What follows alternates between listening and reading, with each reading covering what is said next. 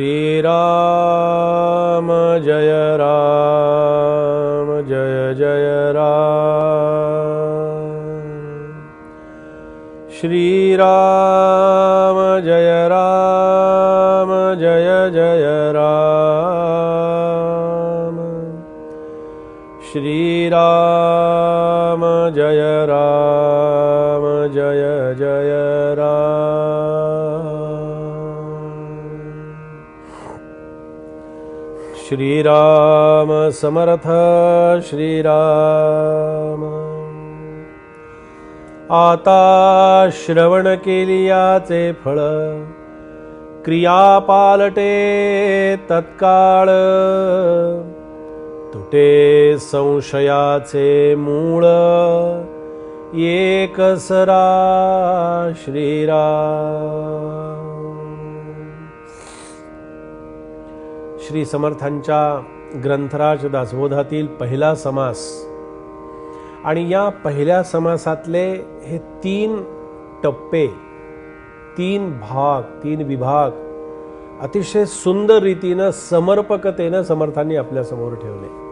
पहिला भाग होता या ग्रंथाची पूर्वपीठिका, या ग्रंथाचं अधिष्ठान, या ग्रंथाचं सामर्थ्य, या ग्रंथाचं मुख्य अधिष्ठान, हे सगळं सुरुवातीला समर्थांनी सांगितलं।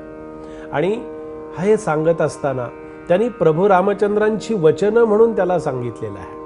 एकदा समर्थांनी वचनं म्हटल्यानंतर आम्ही पुन्हा त्याच्याकडे वेगळ्या दृष्टीनं, वेगळ्या नजरेनं बघण्याची गरज नाही, आवश्यकता नाही। पण आमची ती सवय असते, एकदा संतांनी सांगितलं तरी पुन्हा पुन्हा आम्ही काय करतो, एखाद्या वक्त्यानं एखादा विचार सांगितला की तो विचार बरोबर आहे की नाही हे दुसऱ्या व्यक्तीला किंवा दुसऱ्या वक्त्याला विचारल्याशिवाय आमचं पोट भरत नाही, आम्हाला त्याच्याशिवाय समाधान, आनंद तो मिळत नाही। आणि त्याच्याही पेक्षा आमची विचारण्या पाठीमागची जी भावना असते ना ती चांगली असत नाही। चांगली अशा अर्थानं असत नाही की जेव्हा विचारताना जिज्ञासू वृत्ती असेल तर हरकत नाही, समजावून घेण्याची वृत्ती असेल तर काही हरकत नाही, त्याच्यातून कल्याण साधण्याची इच्छा असेल तर काही विचारायला हरकत नाही, एकाचं ऐकलेलं दुसऱ्याला विचारायला काहीही हरकत नाही। फक्त आमची विचारण्या पाठीमागची भावना अशी असते पहा की त्यांनी सांगितलंय ना ते खरं आहे की नाही। व्यवहारामध्ये पण हे पाहायला मिळतं। आणि त्याच्यातून मत्सर जागा होतो, त्याच्यातून क्रोध जागा होतो, त्याच्यातून विकल्प जागा होतो। त्याने ते असं सांगितलं होतं आम्हाला, मग ते खरं आहे का? खरं आहे का हे चांगल्यासाठी विचारलंच तरी हरकत नाही, पण त्याचं चुकीचं आहे का काय हे तपासण्यासाठी जर विचारत असशील तर तुझ्यासारखा दुसरा मूर्ख कोणी नाही। समर्थांनी जे विचार सांगितले ते सांगितले की सद्गुरूंच्या मुखातून, माझ्या रामाच्या मुखातून निघालेले उद्गार आहेत। मग ते एकदा रामाचे उद्गार आहेत म्हटल्यानंतर मी परत आणखीन कोणाकडे तरी जायचं आणि हे उद्गार खरे आहेत का असं विचारायचा मूर्खपणा करणं, वेडेपणा करणं हा परमार्थामध्ये घातक असतो। इथे आता शेवटच्या टप्प्यामध्ये समर्थांनी या ग्रंथाच्या श्रवणानं, या ग्रंथांच्या चिंतनानं, या ग्रंथाच्या मननानं आपल्या जीवनामध्ये कशा प्रकारानं परिवर्तन साधता येतं आणि साधता येईल याचा सुंदर विचार सांगितला। ते म्हणाले, आता श्रवण केलियाचे फळ। आता इथे परत आता शब्द आला। आता म्हणजे केव्हा? आता म्हणजे आता। आता म्हणजे आता आम्हाला माहिती असतं, आता याचा पाठीमागचा फार वेगळा अर्थ आहे बरं का।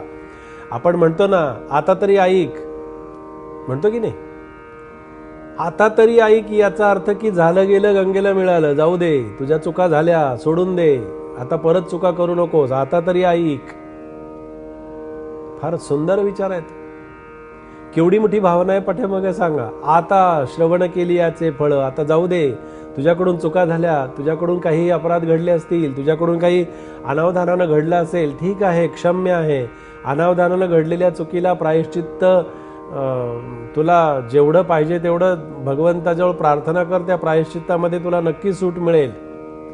पण जाणीवपूर्वक केलेल्या चुकाचं प्रायश्चित्त तुला भोगल्याशिवाय वरती तुला तिकीट मिळणार नाही। ते प्रायश्चित्त भोगावंच लागतं कुठल्याही परिस्थितीत, ते भोगण्याशिवाय अन्य कोणताही पर्याय उपलब्ध असत नाही। आपल्याला असं वाटतं की किती पापी माणूस आहे, किती दोष असतात त्याचे, किती चुका करतो, किती किती वाईट वाईट माणूस आहे, पण तरीसुद्धा एवढ्या मस्त मजेत राहतो, इतक्या आनंदात राहतो, त्याला काहीच होत नाही. असं नाही, असं घडत नाही, असं होत नाही, असं कधी होणार नाही. कदाचित असं असतं पहा की गेल्या जन्मातले काहीतरी चांगली कर्म आणि पुण्य त्याला या जन्मामध्ये उपयोगी येत असतं आणि तेवढ्या शिदोरीवरती चांगले काहीतरी विषय भोगत असतो, चांगला उपभोग घेत असतो त्याचा.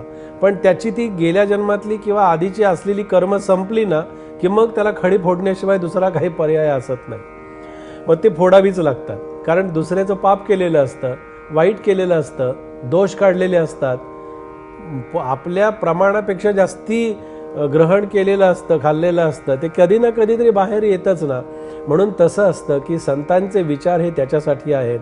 म्हणून आता म्हणजे झालं ते जाऊ दे, आता श्रवण केल्याचे फळं, आता हे श्रवण केल्यानं, ऐकल्यानं, चिंतन केल्यानं, मनन केल्यानं काय होईल? क्रिया पालटे तत्काळ. तुझी जी क्रिया आहे, तुझं जे कर्म आहे, तुझं जे काम आहे, तुझी जी वृत्ती आहे, बाळा तुला सांगतो मी, तुझी वृत्ती हे जर तू श्रद्धेनं श्रवण केलंस ना तर तुझी वृत्ती राममय झाल्याशिवाय राहणार नाही. अहो, वृत्तीमध्ये राम निर्माण व्हावा. आता श्रवण केल्याचे फळ क्रिया पालटे तात्काळ, तुटे संशयाचे मूळ एकसरा. तुझ्या मनातला जो संशय आहे, तुझ्या मनातला जो संशय कल्लोळ आहे, तुझ्या मनातलं जे विकल्पाचे वादळ आहे, ते विकल्पाचं वादळ या ग्रंथाच्या श्रवणानं, हे ऐकल्यानं तुझ्या पाठीमागचे दोष जातील. आता दोष जाण्यासाठी ऐकायचं का? चिंतनाचे विषय आहेत. आम्ही काय करतो, पारायण करताना आमचे संकल्प ठरलेले असतात. मुलाचं लग्न लवकर होऊ द्या, मुलीचं शिक्षण लवकर होऊ द्या, मुलीचं लग्न लवकर होऊ द्या. पारायणाचे संकल्प. काय करणार? भगवंताला कीव येते हो, दया येते त्याला. आणि मग तो शेवटी म्हणतो, अरे बाबा, तुझ्या मुलाचं मुलीचं लग्न आणि ह्या पारायणाचा काही अर्थार्थी संबंध आहे का? जेव्हा त्यांनी असं विचारल्यानंतर माझ्याकडे काहीच उत्तर नसतं, मग आम्ही त्याच्याकडे मागून मोकळा झालेला असतो. ऐहिक सुखासाठी भगवंताला साकडं घालू नका, असं जेव्हा महाराज सांगतात, समर्थ सांगतात, स्वामी सांगतात, तेव्हा त्यांच्या वचनावरती विश्वास आणि श्रद्धा ठेवून हे जर आपण केलं तर मनातला संशय हा निघून जातो आणि संशयाचा कधीही आपल्याला वाईट परिणाम आपल्यावरती होत नाही. म्हणून या दासबोधाचं श्रवण, चिंतन आणि मनन या पद्धतीनं व्हावं, असा हा समर्थांचा समर्थ उपदेश आपण इथे श्रवण केलेला आहे. जय जय रघुवीर समर्थ.